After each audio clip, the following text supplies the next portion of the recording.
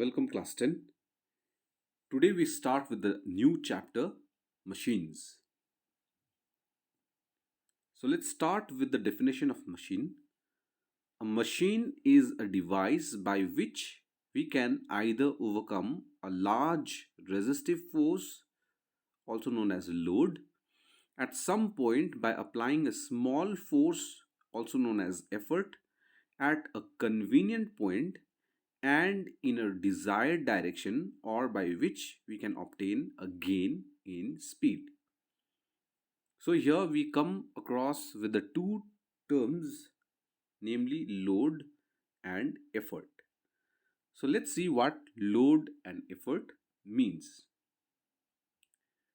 So a load is the resistive or opposing force which is to be overcome by a machine, and load usually is represented by capital L. Similarly, effort, the force applied on the machine to overcome the load is called the effort, and it is represented by capital E.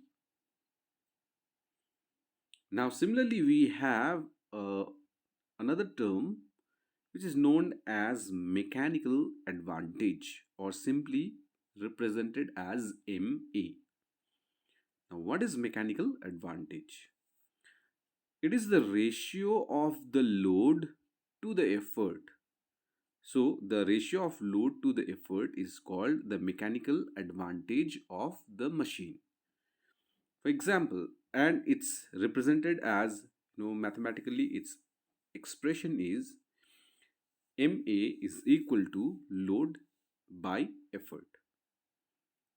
So, here, if we look at the mechanical advantage, what it actually means mathematically is, suppose if the load is greater than effort. For example, if you are applying less amount of effort, very less amount of effort, and you can lift the load which is of great magnitude. Okay, that means you can do a huge amount of work by applying a very less amount of force. So when load is greater than the force that you are applying, then obviously if the load is greater, the numerator is greater than the denominator, this fraction will have the value more than 1.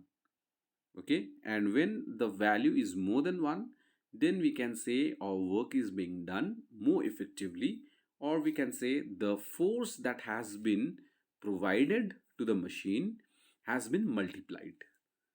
So simply, if the effort is less than load, or load is greater than effort, then the mechanical advantage, the value will be more than 1. So this value, this fraction will be more than 1. And when the mechanical advantage is more than 1, then we call that type of machines as the force multiplier. So force multiplier is a type of machine whose mechanical advantage is always greater than 1. Similarly, if you apply the load which is less than the effort that you are applying on the machine, or simply there is a machine and you are applying 100 newtons of force in order to do the work, and the work output is, or the load that has been being used by the machine, that load which is overcome by the machine is only 50 newtons. Suppose in this case, then the load is less than the effort that is provided to the machine. So when the effort is greater than the load, or the load is greater than the effort, then in that case the fraction value will be less than 1. So the mechanical advantage becomes less than 1. So in that case, we cannot call this kind of machines as the force multiplier, but this kind of machines will be rather called as the speed multiplier. So here we see two cases. Firstly, it's the force multiplier, and secondly it's the speed multiplier. When the mechanical advantage is greater than 1, then we say that kind of machine as force multiplier. And if the mechanical advantage is less than 1, then it's called the speed multiplier. And lastly, sometimes we often see, you are applying the effort in a uh, uh, the amount of effort that you are applying becomes equal to the amount of load. Okay, that means the effort and load becomes equal. So in that case, the mechanical advantage becomes equal to 1, because if load and effort are equal, the fraction, the numerator and denominator can be cancelled in a fraction. So in that case, the fraction will have the numerical value equal to 1. So in that case, the mechanical advantage becomes equal to 1. So when the mechanical advantage is equal to 1, this kind of machines are neither force multiplier and neither they are speed multiplier. So what does that kind of machine do? So this kind of machines will be used in order to change the direction of the load. So here it will act as a direction changer. So it's very simple. When the effort is less than load, mechanical advantage becomes greater than 1. Then it is a force multiplier. If the effort is more than load, then the mechanical advantage is less than 1. Then it is speed multiplier. And if effort and load are equal, then mechanical advantage becomes equal to 1. Then it is a direction changer.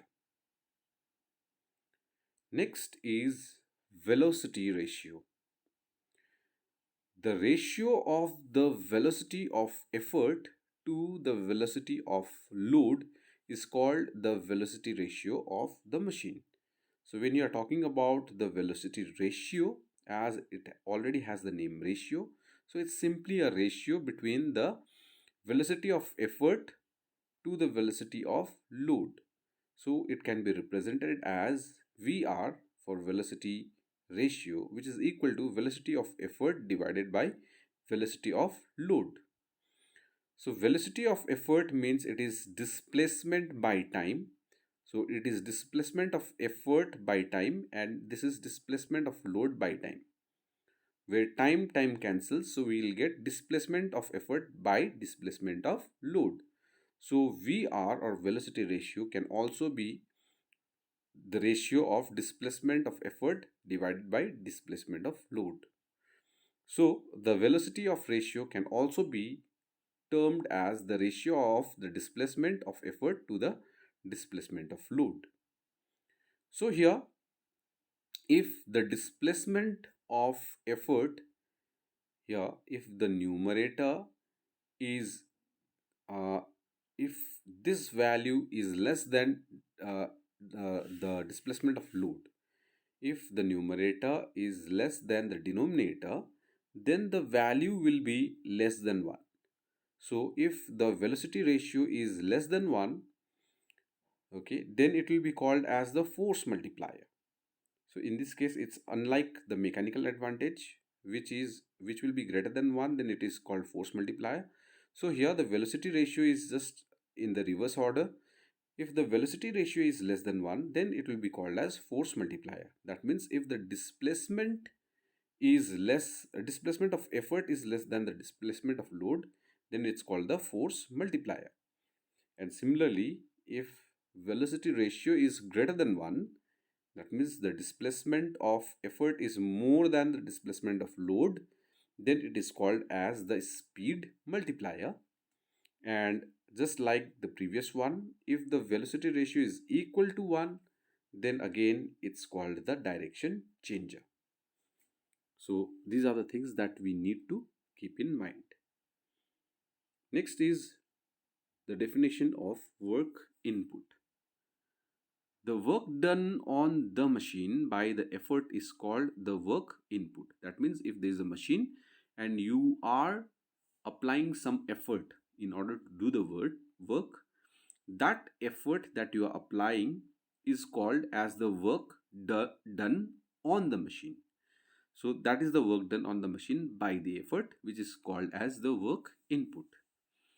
And the work output is the work done by the machine on load is called the work output. That means if you are applying the force of Let's say if you are applying the force of 10 Newton to do a particular work, and the work is done, that is the load, that is the work done by the machine is, let's say, 20 Newton, then 10 Newton is the work input that is done on the machine by the effort, and work output is the work done by the machine on load.